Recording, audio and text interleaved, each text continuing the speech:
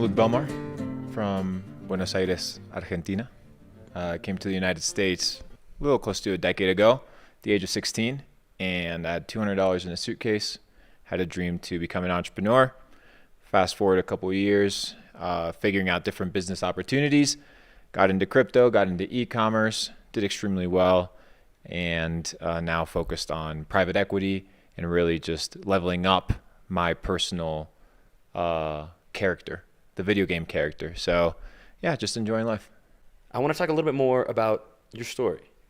You mentioned coming here with little to your name, and then you skimmed over a lot of different activities. Yeah, bro. So I worked all the peasant jobs when I got here. So my uncle was a pilot, and when you're pilots, they allow you to sneak in family members if there's open slots and things of this nature. So since my parents couldn't afford a flight, my uncle let me sit on the little flight attendant seat, which, believe it or not, they let you. And I sat there and I went to America, worked in different odd jobs trying to figure it out. Did pressure washing, basketball courts, cleaning toilets, working in kitchens, cleaning dishes, doing the whole nine. And then from that point forward, I kind of really got into the markets. I got interested in entrepreneurship and self-development. University never really cut it for me, never really made sense. It didn't make sense because the people that I was learning from, that were teaching me, they weren't doers of what they were teaching. I had a professor of international business that had never run an international business, and in fact had never been overseas. So, okay, you may be book smart, but that doesn't mean you understand reality or how life works. You need to understand culture, cultural barriers, understand norms and habits, how people interact, how people move, language, dialects, hand gestures, motions, things that offend people. These things you can't collect in a textbook. You need to learn through experience. So right now I'm really focused on just leveling up, and that's kind of been my journey throughout my entire life. In 2020, after doing really well in e-commerce, I dumped all my money into crypto. I was kind of telling you a little bit about the story. I had buddies that were investing in the market that I deemed to be more intelligent than I was. So the story goes that I'm with one of my buddies and we're at Chipotle, and I no longer eat at Chipotle. This was when I was in my past life.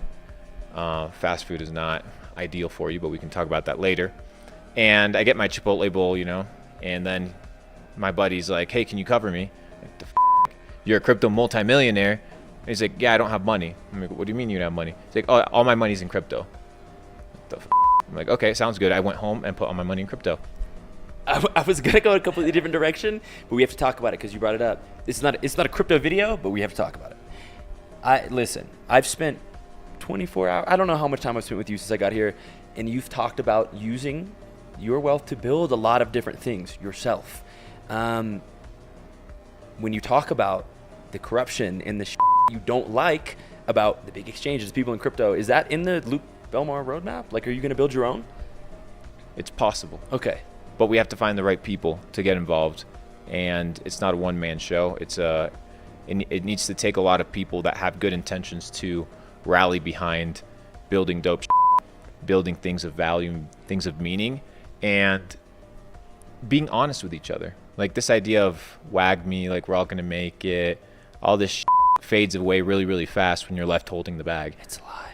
When you say level up, right? Let's say, okay, I've become successful enough, I've made enough money, I have time to spend on myself.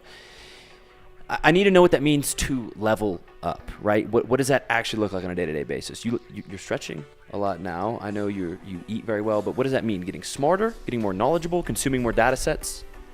It's becoming an intuitive individual, a person that's in tune and is present in every action that they take.